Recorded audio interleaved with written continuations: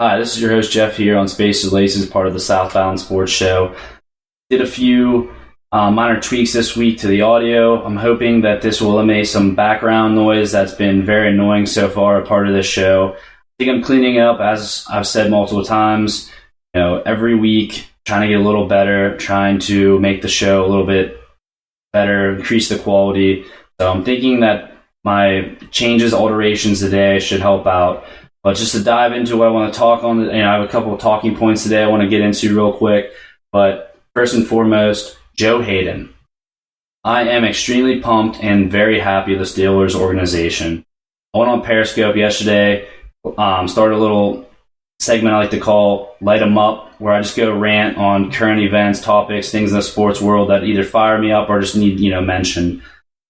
So with that being said, I lit up the Pittsburgh Steelers in my little segment, and I'm very, very pleased that they went out, got Joe Haden, two-time Pro Bowler from the Cleveland Browns, to help shore up that secondary, hopefully give them a piece of the puzzle that, can bring them back to the AFC Championship and hopefully the Super Bowl. I think Joe Haden's a quality player. I know the last 2 years he hasn't been really good. There was a person on Twitter that was commenting on Southbound Sports saying, you like burnt toast, he's your guy. I mean, it's very hard to play at a very, very high level over multiple years with a bad organization. Joe Haden did that. I know the last 2 years were kind of rocky, but I hope you bring him into the Pittsburgh Steelers organization, get him back on track, and he's going to be a vital piece to that secondary and hopefully make a run at the Super Bowl. He took a little bit of I don't want to say a pay cut, but he had bigger offers out there than Steelers, but he wanted to be in Pittsburgh. He wanted the chance to win the Super Bowl. So I'm glad they got the guy. It's very important to have guys who are, bought in on the program, on the ideas of the coaching staff.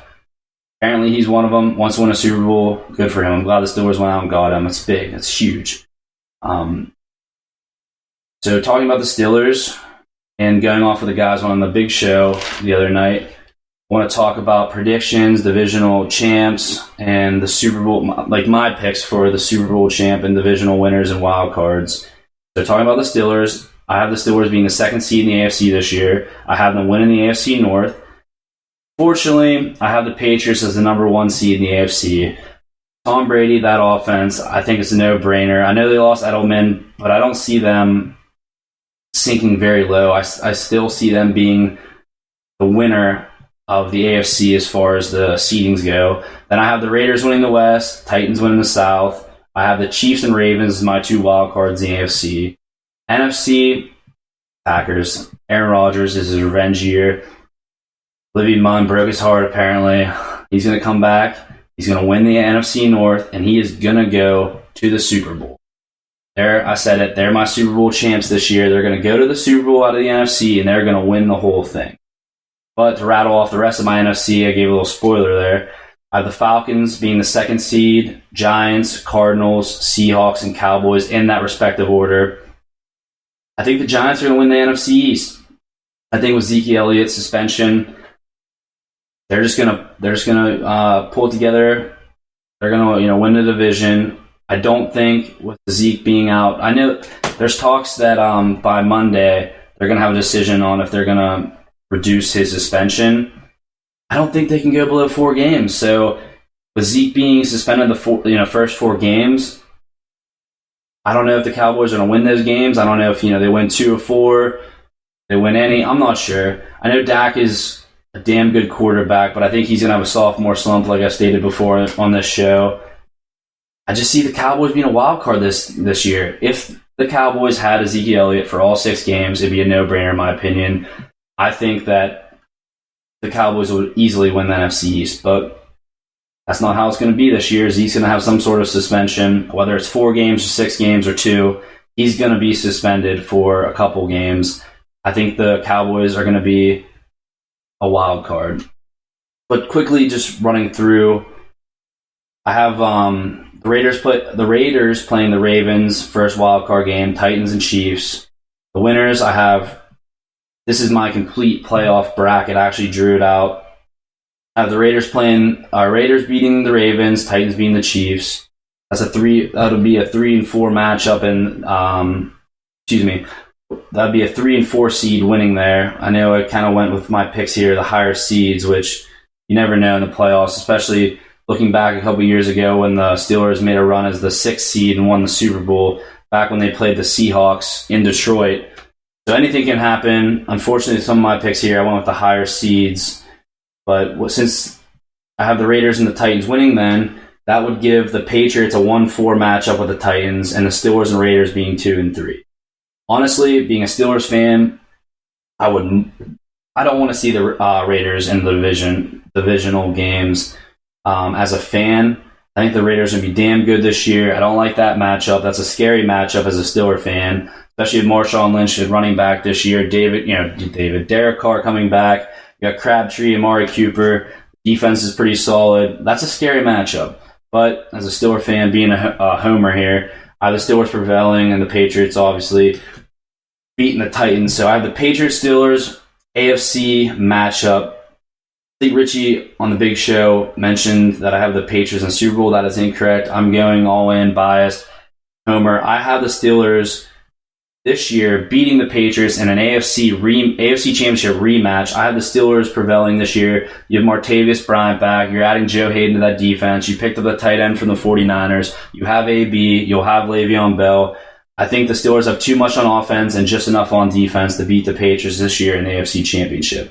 So I have the Steelers getting back to the Super Bowl. It's been a few years now, and it's actually funny because the last time the Steelers were in the Super Bowl, they were playing the Packers, and that's what I have as my prediction. The Steelers playing the Packers in the Super Bowl, in the 2018 Super Bowl. But I also quickly want to run through a couple of my matchups in the NFC, even though I have the Packers getting the whole way and winning it. I think the Giants are going to be the 3 seed playing the Cowboys. I have the Giants beating the Cowboys in the first round, and that is a scary thought for Cowboys fans because they've been waiting a lot of years for them to be good. They're finally good again, but I don't think they can get over the hump and be the Giants this year. I just don't see it. Zeke will be back. That'll be a good matchup. I'd like to see it, but I'm going to take the Giants in that one. Then I have the Cardinals-Seahawks, little wildcard game against NFC West rivals. I'm huge on the Cardinals this year. Honestly, I think seeing the Cardinals or the Packers representing the NFC in the Super Bowl, but I'm going to take the Cardinals over the Seahawks, and then I have the Cardinals being the 4 seed, so they're going to lose to the Packers in the divisional round. I have the Falcons-Giants matchup. I'm looking for an upset here. I think the Falcons got all the pieces to make a run this year. Matty Ice looked good in the preseason so far. He's on, track to not have a Super Bowl hangover. But I'm going to have the Giants winning there. I have Packers-Giants, NFC matchup. Like I said, Packers are going to win it all. And it's easy to take the Packers when, I don't know if you guys have seen Aaron Rodgers' mustache. Oh my goodness. I don't know if he's trying to be a porno star or what. I'm confused. I know he's done it before, but geez, that's one incredible mustache. Had the women, had the children. Aaron Rodgers is going after the NFC North this year, and I think he's going to take it to them all. So I have Aaron Rodgers and that mustache going after the NFC North and honestly just doing whatever he wants in the NFC North. I think he's trying to have an MVP year. I'm actually taking Aaron Rodgers as my MVP of the league this year. I'm all in on the Packers. Aaron Rodgers in my mind will never be Brett Favre. Grew up loving Brett Favre, huge fanboy Brett Favre. So in my opinion, he'll never be Brett Favre, but he's a damn good quarterback, and I think he's going to do anything he wants to NFC defenses. I feel NFC North, that is, defenses. I feel bad for him. Aaron Rodgers is going to have an MVP year, but that's my playoff predictions for the year. But sticking to the NFC North real quick, I just wanted to have a few words here for the Bears rookie quarterback they drafted, Mitch Trubisky, out of UNC. Everyone in Southbound Sports thought this was crazy. I didn't like it personally. I thought it was a horrible decision by the Bears. I thought they reached. I just thought it was awful. The draft, I'm like, holy crap, the Bears in the first round, what are they doing? But, man, was I proven wrong. I watched the preseason game this weekend, and the first thing I thought is, Mike Trubisky is going to be an NFL star. I looked at his combine numbers, statistics, things like that. I saw his draft comparison was Matthew Stafford. I disagree. Looking at Mitch Trubisky this weekend, I actually pegged him more as a Ben Roethlisberger. And I looked at some of his, intangibles. He's only 6'2", 222, so he's slightly smaller. Ben at 6'5", 241. Now, these are their respective combine heights and weights. Obviously, those fluctuate over Ben. Ben, I don't know if he's at 241 now, but that was him coming out of college. And Ben ran 4.75.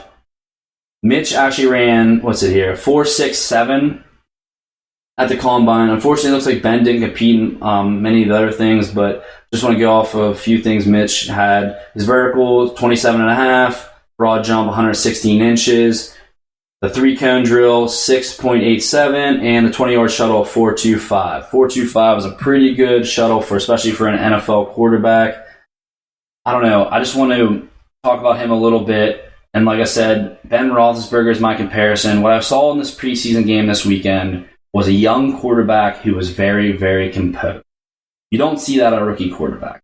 I know I've said it before. I hate preseason football. It's just a chance for the veterans to get hurt. But on the flip side, this is what the preseason is for.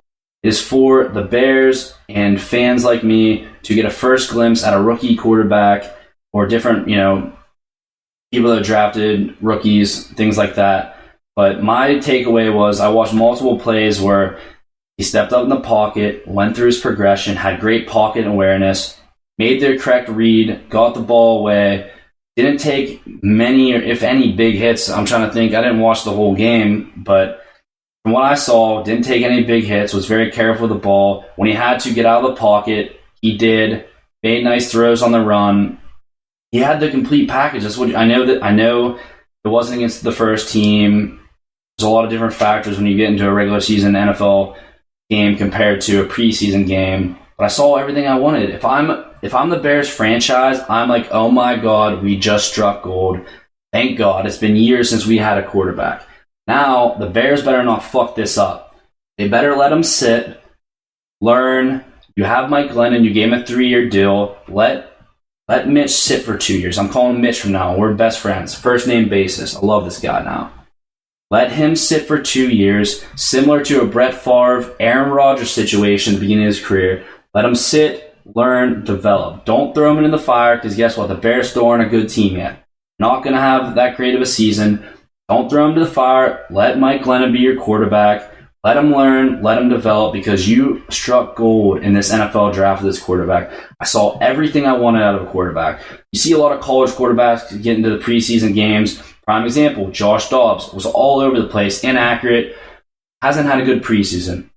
What I saw out of this young kid, being a rookie, composure like he's been in the league for a couple of years, stepped up in the pocket, had great awareness. He had what you want as a young quarterback. You saw the things. He made all the throws, has great arm talent. I like him. I'm huge on him. I'm hoping that he's going to have a nice little career. Not sure necessarily how his career will pan out, but I think he's going to put something together. So I was really big on him. Liked what I saw a lot. I think he's going to do big things for the Bears, and they struck gold. When you're in a division, when you have Aaron Rodgers, you have Matthew Stafford, you need a quarterback. You need a quarterback to compete. So I think the Bears finally did it. That being said, I want to transition to another preseason topic. Donvonte Burfict. I wrote a piece last December on him with the whole concussion thing. Just want to state, I don't know what this guy's problem is. I saw the hit he had. Apparently he's going to be suspended. I don't know how many games. I don't know if they're lowering it. Don't know all the details on it. I got to look more into that for next week. But I'll say this. I saw the hit. Unfortunately, in football terms, that's a clean hit. God damn, dude. It's the preseason. You're an NFL starter. You have nothing to prove. You're going to clip a guy like that. Obviously defenseless. Doesn't know that's coming. You're going to clip him like that. Shame on you. Like, you're an NFL starter. It's not like... See, this is like I kind of contradicting myself here a little bit. It's I was okay with the hit the dude had on Odell Beckham, because that guy was a guy who previously got cut, trying to make a team, trying to prove his worth. It was his Super Bowl. This is not Burfict's Super Bowl.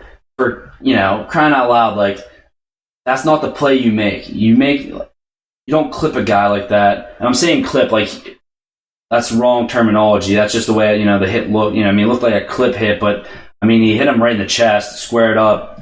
Was a fine hit by, all good hit turn. I don't even know what the terminology would be that for, a textbook hit. But it's a preseason game, man. You're an NFL starter. You're not going anywhere. Don't hurt someone, man. This is the preseason. This is for guys like Mitch Trubisky to go out and prove his worth. Not for you to go out, be a repeat defender, clipping guys, hurting guys, going low. Bush League, you're better than that. Come on now. I hate to see that, but I don't know. That's just tough to see from an NFL pro. You'd expect him to be a professional, and that's just not professionalism. But that's what I got for today. Just a little recap here. Joe Haden, attaboy Steelers. That's the way to go out and get one, guy that can make an impact immediately, help the defense, hopefully make a Super Bowl run. Aaron Rodgers, Pornstache, man. I don't know what the hell you're doing, but I know this. You're going to win a lot of games this year. You're going to have an MVP season, and you're going to torch every defense in the NFC North. So you can rock a stash like that, dude. I guess go ahead and just do it. Mr. Trubisky struck gold. Bears struck gold. I'm telling you, saying it early and often, he's going to have a nice career. I'm just hoping the Bears manage him correctly, bring in some pieces, build around him. Bears are going to have something as long as they don't fuck this up. And that would be a total Chicago Bears move to mess this whole situation up. And finally, Burfict, shame on you. Come on, man. You're better than that. That's all I'm going to say. You're better than that. Be a professional. And just want to state real quick, going home this weekend for Labor Day. A couple of my boys will be home. Saturday, we're going to have I think we're going to drink some beers, have a little podcast on NFL betting. Ian and Nick, I'm going to try to have them on the show. Ian's Packers, I'm going to talk Ian's Packers. Nick's Cowboys, Cowboy Guru. We're going to see what, he has to say on this upcoming season and Ezekiel's suspension. I'm very curious and very excited for that.